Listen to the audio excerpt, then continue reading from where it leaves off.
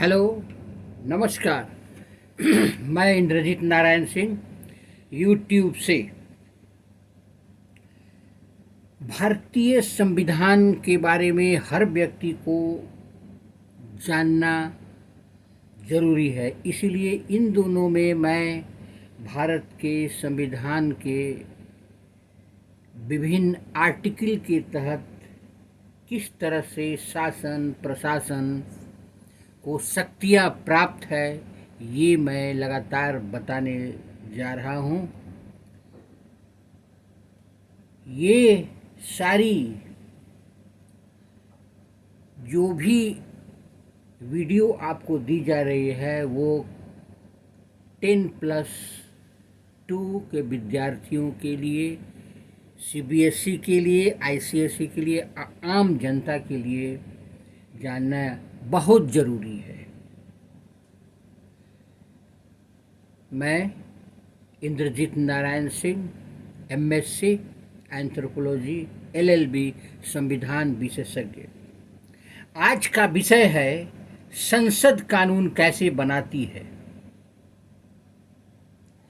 संसद का प्रमुख कार्य अपनी जनता के लिए कानून बनाना है। कानून बनाने के लिए एक निश्चित प्रक्रिया अपनाई जाती है। कानून बनाने की विधियों में से कुछ का उल्लेख संविधान में किया गया है, लेकिन कानून बनाने की कुछ विधियां कार्यकाल में लगातार पालन किए जाने के कारण स्वीकार कर ली गई है।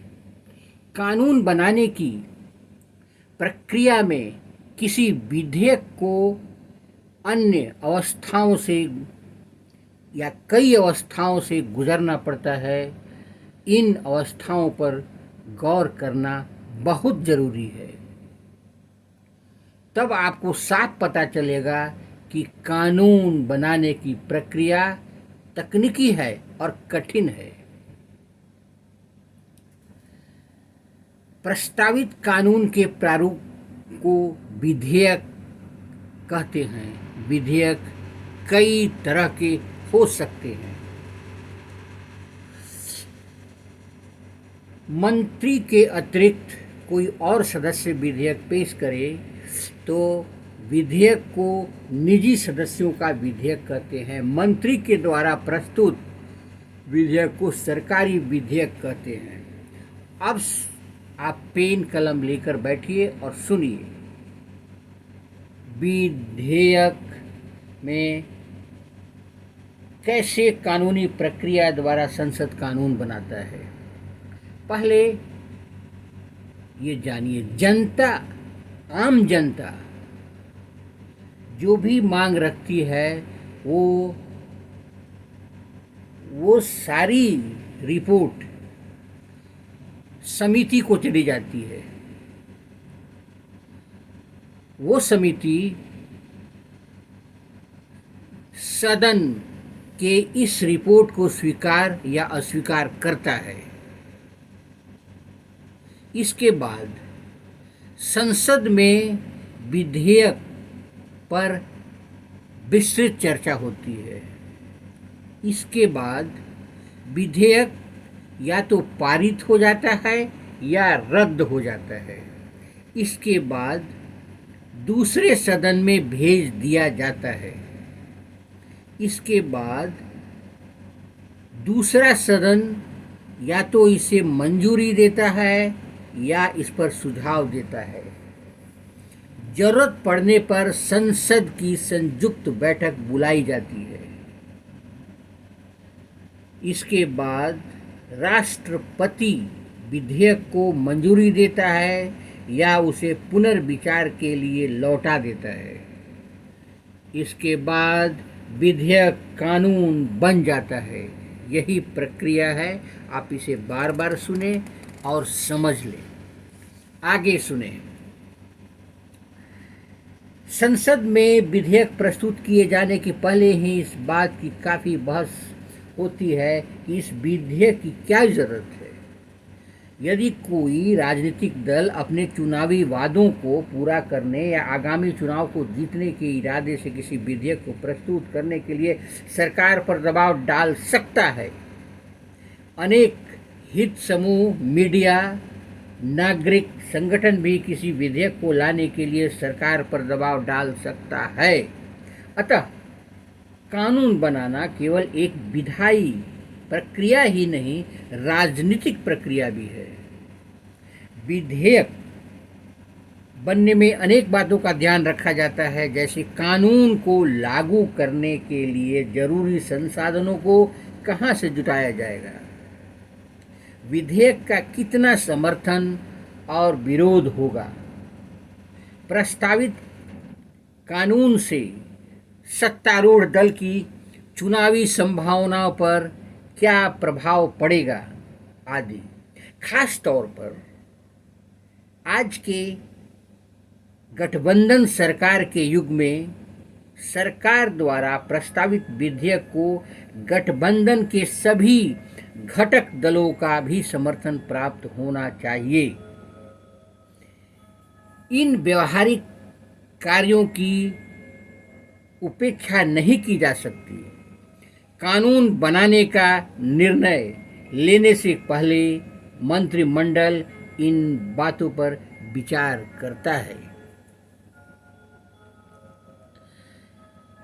एक बार जब मंत्रिमंडल उस नीति को स्वीकार कर लेती है जिस पर कानून आधारित होता है, तब विधेयक का प्रारूप बनाने का कार्य शुरू हो जाता है। विधेयक जिस मंत्रालय से संबंध होता है वही मंत्रालय उसका प्रारूप बनाता है। उदाहरण के तौर पर लड़कियों के विवाह की उम्र यदि 18 साल से बढ़ाकर 21 वर्ष करने की प्रक्रिया में जो है तो उसका प्रारूप विधि मंत्रालय बनाएगा। इसमें महिला और बाल कल्याण मंत्रालय भी भागीदारी दे सकता है। संसद के किसी भी सदन, लोकसभा या राज्यसभा में कोई भी सदस्य इस विधेयक को पेश कर सकता है। किसी धन विधेयक को केवल लोकसभा में ही प्रस्तुत किया जा सकता है। लोकसभा में पारित होने के बाद उसे राज्यसभा में भेज दिया जाता है। विधेयकों पर विचार विमर्श अधिकतर संसदीय समितियों में होता है। समिति की सिफारिश को सदन में भेज दिया जाता है। इन समितियों में सभी संसदीय दलों को प्रतिनिधित्व प्राप्त होता है। इसी कारण इन समितियों को लघु विधायिका भी कहते हैं।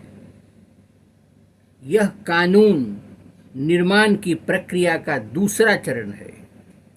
तीसरे और अंतिम चरण में विधेयक पर मतदान होता है। जब कोई सामान्य विधेयक एक सदन द्वारा पारित कर दिया जाता है तब उसे दूसरे सदन में भेज दिया जाता है। दूसरे सदन में वह इस प्रक्रिया से गुजरता है। किसी विधेयक को लागू होने के लिए उसका दोनों सदनों में पास होना जरूरी है, लेकिन यदि प्रस्तावित विधेयक पर दोनों सदनों के बीच मतभेद है तो उसे संसद के संयुक्त अधिवेशन के माध्यम से सुलझाने की कोशिश की जाती है। पहले जब कभी भी ऐसे मतभेदों को सुलझाने के लिए संसद का संयुक्त अधिवेशन बुलाया गया, निर्णय हमेशा ही लोकसभा के पक्ष में हो गया है। लेकिन धन विधेयक के मामले में राज्यसभा उसे या तो स्वीकार कर सकती है या संशोधन करने के लिए प्रस्तावित कर सकती है, लेकिन वह धन विधेयक को अस्वीकार नहीं कर सकती। यदि राज्यसभा 14 दिनों तक उस पर कोई निर्णय न ले तो उसे राज्यसभा से पारित मान लिया जाता है। विधेयक के बारे में राज्यसभा द्वारा प्रस्तावित संशोधन को लोकसभा मान भी सकती है या नहीं मान सकती है। जब कोई विधेयक संसद के दोनों सदनों द्वारा पारित कर दिया जाता है तब उसे राष्ट्रपति की स्वीकृति के लिए भेज दिया जाता है। राष्ट्रपति की स्वीकृति के बाद विधेयक कानून बन जाता है। आपने मेरे चैनल को लाइक नहीं किया अभी तक, लाइक करें और सब्सक्राइब करें और बेल आइकन दबाएं ताकि संविधान के अन्य संसाधन के बारे में मैं बता सकूं। भारत के हर नागरिकों, हर छात्रों,